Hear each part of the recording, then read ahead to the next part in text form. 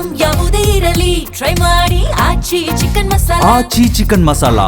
ತಮಿಳುನಾಡಿನಲ್ಲಿ ಇಬ್ಬಾಗವಾಯ್ತಾ ಅಣ್ಣಾ ಡಿಎಂಕೆ ಪಕ್ಷ. ಟಿವಿಕೆ ಸೇರಲು ತಮಿಳುನಾಡಿನಲ್ಲಿ ಬೆಂಬಲ ಪಾಲಿಟಿಕ್ಸ್. ಮುಖ್ಯಮಂತ್ರಿಯಾಗಿ ನಾಳೆ ವಿಜಯ್ ಪ್ರಮಾಣ ವಚನವನ್ನ ಸ್ವೀಕಾರ ಮಾಡಲಿದ್ದಾರೆ.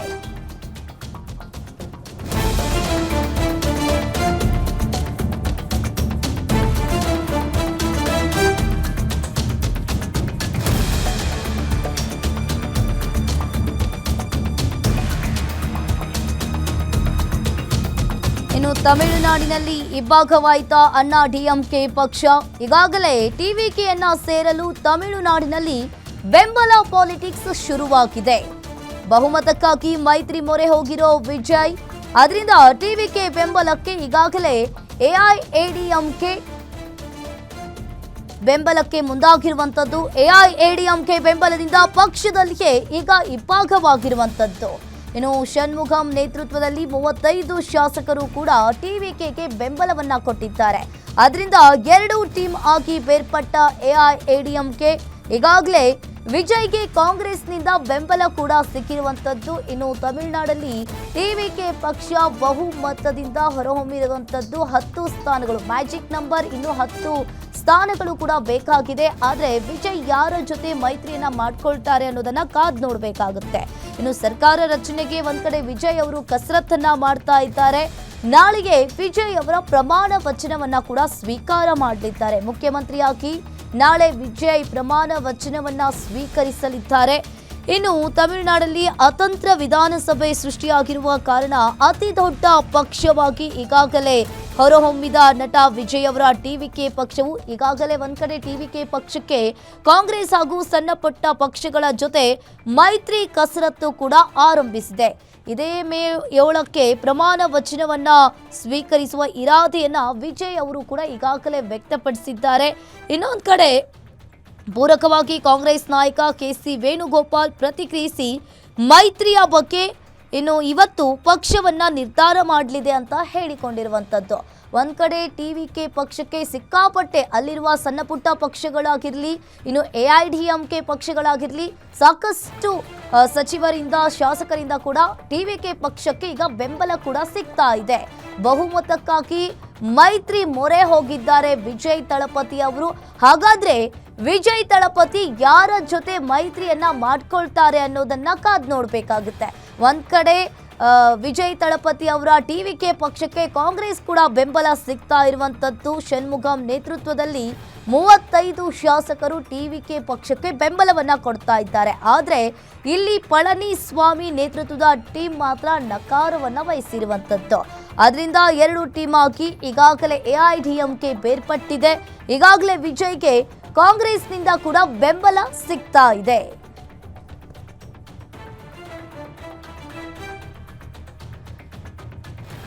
ಇನ್ನು ಸರ್ಕಾರ ರಚನೆಗೆ ವಿಜಯ್ ತಳಪತಿ ಕಸರತ್ತನ್ನ ನಡೆಸ್ತಾ ಇದ್ದಾರೆ. ಒಂದ್ ರೀತಿಯಾಗಿ ವಿಜಯ್ ತಳಪತಿ ಅವರು ತಮಿಳುನಾಡಲ್ಲಿ ಒಂದು ರೆವಲ್ಯೂಷನ್ ಅನ್ನೇ ಕ್ರಿಯೇಟ್ ಮಾಡಿದ್ದಾರೆ ಅಂತಾನೆ ಹೇಳ್ಬೋದು. ಯಾಕಂತ ಅಂದ್ರೆ ಇಷ್ಟು ವರ್ಷದಲ್ಲಿ, ಅದರಲ್ಲೂ ಕೂಡ 2 ವರ್ಷದಲ್ಲಿ ಟಿವಿಕೆ ಪಕ್ಷವನ್ನ ಕಟ್ಟಿ ವಿಜಯ್ ತಳಪತಿ ಅವರು ಈಗ ಟಿವಿಕೆ ಪಕ್ಷವನ್ನ ತಮಿಳುನಾಡಲ್ಲಿ ಗೆಲ್ಲಿಸಿಕೊಟ್ಟಿದ್ದಾರೆ. ಅದೇ ರೀತಿಯಾಗಿ ಇನ್ನೇನು ಮುಖ್ಯಮಂತ್ರಿಯಾಗಿ ನಾಳೆ ವಿಜಯ್ ಅವರು ಪ್ರಮಾಣ ವಚನವನ್ನ ಕೂಡ ಸ್ವೀಕಾರ ಮಾಡಲಿದ್ದಾರೆ.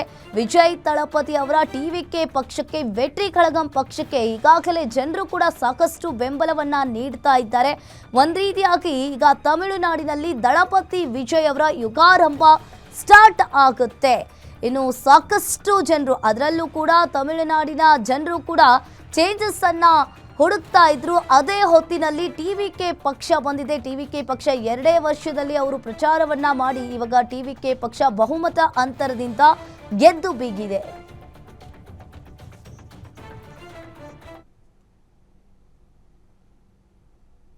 ಈ ಬಗ್ಗೆ ಹೆಚ್ಚಿನ ಡೀಟೇಲ್ಸ್ ಅನ್ನ ನೀಡ್ತಾರೆ political bureau head Maruti. Live ಸಂಪರ್ಕದಲ್ಲಿ ಜಾಯಿನ್ ಆಗಿದ್ದಾರೆ. ಎಸ್ ಮಾರುತಿ, ಈಗಾಗಲೇ ಟಿವಿಕೆ ಪಕ್ಷ ತಮಿಳುನಾಡಿನಲ್ಲಿ ಅತಿ ಹೆಚ್ಚು ಬಹುಮತ ಅಂತರದಿಂದ ಗೆದ್ದು ಬೀಗಿರುವಂತದ್ದು. ಮ್ಯಾಜಿಕ್ ನಂಬರ್ ಇನ್ನು 10 ಅಷ್ಟೇ ಬಾಕಿ ಇರುವಂತದ್ದು. ಈಗಾಗಲೇ ವಿಜಯ್ ಅವರ ಟಿವಿಕೆ ಪಕ್ಷಕ್ಕೆ ಸಾಕಷ್ಟು ಪಕ್ಷಗಳು ಕೂಡ ಬೆಂಬಲವನ್ನ ಸೂಚಿಸ್ತಾ ಇದೆ. ಅದರಲ್ಲೂ ಕೂಡ ಕಾಂಗ್ರೆಸ್ ಪಕ್ಷವು ಕೂಡ ಬೆಂಬಲವನ್ನ ಸೂಚಿಸ್ತಾ ಇರುವಂತದ್ದು. ಏನಿದೆ ಇದ್ರ ಬಗ್ಗೆ ಹೆಚ್ಚಿನ ಡೀಟೇಲ್ಸ್ ಮಾರುತಿ? ಅಂಕಿತಾ ವಿಜಯ್ ಅವರಿಗೆ ಸ್ಪಷ್ಟ ಬಹುಮತ ಸಾಬೀತುಪಡಿಸೋದಕ್ಕೆ ಬೇಕಾಗಿರುವಂಥದ್ದು ಕೇವಲ 10 ಜನ ಶಾಸಕರು ಅಷ್ಟೇ. ಆದರೆ ಈಗ ತಮಿಳುನಾಡಿನ ರಾಜಕಾರಣದಲ್ಲಿ ಆಗ್ತಾ ಇರುವಂಥ ಒಂದು ರಾಜಕೀಯ ಬೆಳವಣಿಗೆಗಳು ನೋಡಿದ್ರೆ ಹಲವು ಪಕ್ಷಗಳು ನಾ ಮುಂದು ತಾ ಮುಂದು ಅನ್ನುವಂಥ ಒಂದು ರೀತಿಯಲ್ಲಿ ಬೆಂಬಲ ಕೊಡೋದಕ್ಕೆ ಮುಂದಾಗಿದ್ದಾವೆ. ಅದರಲ್ಲೂ AIADMK ಪಕ್ಷ ಸುದೀರ್ಘವಾಗಿ ತಮಿಳುನಾಡು ರಾಜಕಾರಣದಲ್ಲಿ ತಮ್ಮದೇ ಆದಂತಹ ಪಾರುಪತ್ಯವನ್ನು ಪಡೆದಂತಹ ಆಡಳಿತವನ್ನು ಮಾಡಿದಂತಹ ಜಯಲಲಿತಾ ನೇತೃತ್ವದ ಪಕ್ಷ. ಜಯಲಲಿತಾ ಅವರು ಹೋದ ಬಳಿಕ ನಾಯಕತ್ವದ ಸಮಸ್ಯೆಯನ್ನು ಎದುರಿಸಿದ್ದು ನಿಜ. ಹೀಗಾಗಿ ಈಗ ಎಡಪ್ಪಡಿ ಪಳನಿಸ್ವಾಮಿ ಅವರ ನೇತೃತ್ವದಲ್ಲಿ ಕಳೆದ ಚುನಾವಣೆಯನ್ನು ಎದುರಿಸಿದ್ರು. ಈಗ 49 ಸ್ಥಾನಗಳನ್ನು ಗೆದ್ದಿದ್ದಾರೆ. ಆದರೆ ಆ 49 ಶಾಸಕರ ಪೈಕಿ ಬಹುತೇಕರು ನಾವು ವಿರೋಧ ಪಕ್ಷದಲ್ಲಿ ಯಾಕೆ ಕೂತ್ಕೊಳ್ಬೇಕು, ನಾವು TVK ಜೊತೆ ಹೊಂದಾಣಿಕೆಯನ್ನು ಮಾಡಿಕೊಂಡು ಸರ್ಕಾರವನ್ನು ರಚನೆ ಮಾಡೋದಕ್ಕೆ ನಾವು ಸಪೋರ್ಟ್ ಮಾಡಬೇಕು ಅನ್ನುವಂತಹ ರೀತಿಯಲ್ಲಿ ಸಲಹೆಗಳನ್ನು ಕೊಡ್ತಾ ಇರುವಂಥದ್ದು. ಹೀಗಾಗಿ ಇವತ್ತು ಅಧಿಕೃತವಾಗಿ AIADMK ಪಕ್ಷದ ಶಾಸಕಾಂಗ ಪಕ್ಷದ ಸಭೆಯನ್ನು ಕರೆಯಲಾಗಿತ್ತು.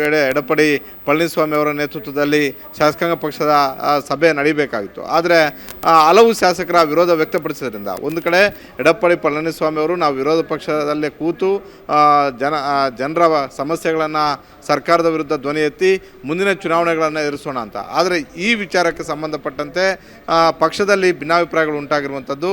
ಮುಂದಿನ ದಿನಗಳಲ್ಲಿ ತಮ್ಮ ರಾಜಕೀಯ ಜೀವನವನ್ನು ಇನ್ನಷ್ಟು ಗಟ್ಟಿಗೊಳಿಸ್ಕೊಳ್ಳುವ ಸಲುವಾಗಿ, ಯಾಕಂತ ಹೇಳಿದ್ರೆ AIADMKಗೆ ಮುಂದೆ ದೊಡ್ಡ ಮಟ್ಟದ ಒಂದು ಭವಿಷ್ಯ ತಮಿಳುನಾಡಲ್ಲಿ ಇದೆ ಅಂತ ಕಾಣಿಸ್ತಾ ಇಲ್ಲ. ಯಾವಾಗ ವಿಜಯ್ ಅವರು ಎಂಟ್ರಿ ಆಗಿ 108 ಸ್ಥಾನವನ್ನು ಗೆದ್ದರು, ಯಾಕಂದರೆ DMKಯ ವಿರುದ್ಧ ಆಡಳಿತ ವಿರೋಧಿ ಅಲೆಯ ವಿರುದ್ಧ TVK 108 ಸ್ಥಾನ ಗಳಿಸಿದ್ರು ಕೂಡ AIADMK DMKಗಿಂತಲೂ ಹೆಚ್ಚು ಸ್ಥಾನಗಳನ್ನು ಗೆಲ್ಲಬೇಕಾಗಿತ್ತು. ಆದರೆ AIADMK 70ರ ಆಸುಪಾಸು 60 ಸ್ಥಾನಗಳನ್ನು ಗೆದ್ದಿದೆ.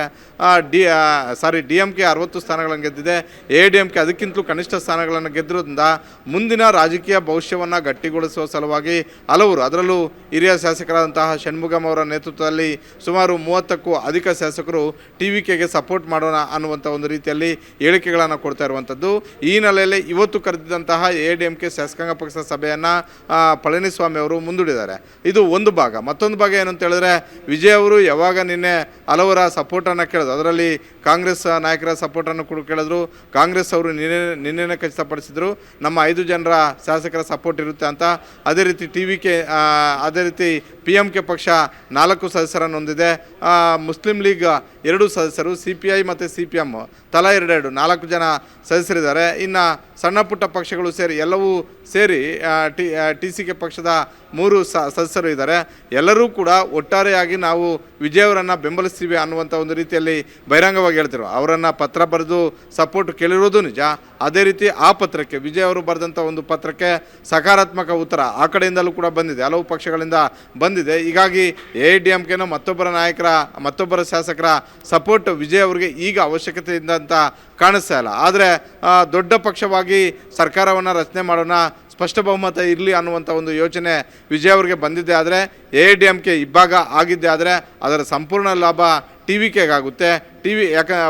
ಒಮ್ಮೆ ಅವರು ಪಕ್ಷದಿಂದ ಹೊರಗಡೆ ಬಂದರೆ, ಅಂದರೆ 2/3 ಶಾಸಕರು ಹೊರಗಡೆಗೆ ಬಂದು ಸಪೋರ್ಟ್ ಮಾಡಿದ್ದೆ ಆದರೆ ಅವರು AIADMK ಸದಸ್ಯತ್ವವನ್ನು ಕಳ್ಕೊಳ್ತಾರೆ, ಅಧಿಕೃತವಾಗಿ TVK ಶಾಸಕರಾಗಿ ಗುರುತಿಸ್ಕೊಳ್ತಾರೆ. ಹೀಗಾಗಿ ಈಗ 108 ಸ್ಥಾನ ಇರುವಂತಹ TVK ಸದಸ್ಯರ ಸಂಖ್ಯಾಬಲ, ಒಂದು ವೇಳೆ ನಾನು ಈಗ ಹೇಳ್ತಾ ಇರುವಂಥದ್ದು AIADMK ವಿಭಾಗ ಆದರೆ ಮಾತ್ರ AIADMKಯಿಂದ ಎಷ್ಟು ಜನ ಶಾಸಕರು ಬರ್ತಾರೋ ಅವರು ಎಲ್ಲ ಸೇರಿಕೊಂಡು ದೊಡ್ಡ ಪಕ್ಷವಾಗಿ TVK ಸದೃಢವಾದಂಥ ಒಂದು ಸರ್ಕಾರವನ್ನು ರಚನೆ ಮಾಡುವಂಥ ಒಂದು ಸಾಧ್ಯತೆ ಇರುತ್ತೆ.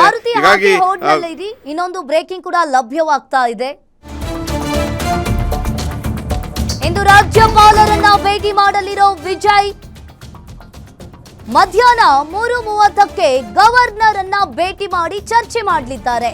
ನಾಳೆ ಸರ್ಕಾರ ರಚನೆಗೆ ಅವಕಾಶವನ್ನ ಮಾಡಿಕೊಡುವಂತೆ ಮನವಿ ಕೂಡ ಮಾಡಿಕೊಂಡಿದ್ದಾರೆ. ಅಲ್ಲದೆ ಬಹುಮತ ಸಾಬೀತಿಗೆ 2 ವಾರ ಸಮಯಾವಕಾಶವನ್ನ ಕೇಳುವ ಸಾಧ್ಯತೆ ಇದೆ. ಈಗಾಗಲೇ ಬಹುಮತಕ್ಕಾಗಿ ಮೈತ್ರಿ ಮೊರೆ ಹೋಗಿರೋ ವಿಜಯ್ ಈಗಾಗಲೇ TVKಯ 106 ಶಾಸಕರು ರೆಸಾರ್ಟ್ಗೆ ಶಿಫ್ಟ್ ಆಗಿದ್ದಾರೆ. ನಾಳೆ ಪ್ರಮಾಣ ವಚನ ಸ್ವೀಕಾರ ಕಾರ್ಯಕ್ರಮಕ್ಕೆ ಆಗಮಿಸೋ ಶಾಸಕರು ಇಂದು ರಾಜ್ಯಪಾಲರನ್ನ ವಿಜಯ್ ದಳಪತಿ ಅವರು ಭೇಟಿ ಮಾಡಲಿದ್ದಾರೆ. ಇನ್ನು ಮಧ್ಯಾಹ್ನ 3:30ರ ಸುಮಾರಿಗೆ ಗವರ್ನರ್ ಅನ್ನ ಭೇಟಿ ಮಾಡಿ ಚರ್ಚೆ ಮಾಡಲಿದ್ದಾರೆ. ನಾಳೆ ಸರ್ಕಾರ ರಚನೆಗೆ ಈಗಾಗಲೇ ಅವಕಾಶವನ್ನ ಮಾಡಿಕೊಡುವಂತೆ ರಾಜ್ಯಪಾಲರಿಗೆ ಮನವಿಯನ್ನ ಮಾಡಿಕೊಡಲಿದ್ದಾರೆ. ಅಲ್ಲದೆ ಬಹುಮತ ಸಾಬೀತಿಗೆ ಇನ್ನು 2 ವಾರ ಕೇಳೋ ಸಾಧ್ಯತೆ ಇದೆ. ಈಗಾಗಲೇ ಬಹುಮತಕ್ಕಾಗಿ ಮೈತ್ರಿ ಮೊರೆ ಹೋಗಿದ್ದಾರೆ ವಿಜಯ್ ತಳಪತಿ ಅವರು. ಈಗಾಗಲೇ ಟಿವಿಕೆಯ 106 ಶಾಸಕರನ್ನ ರೆಸಾರ್ಟ್ಗೆ ಶಿಫ್ಟ್ ಮಾಡಿದ್ದಾರೆ.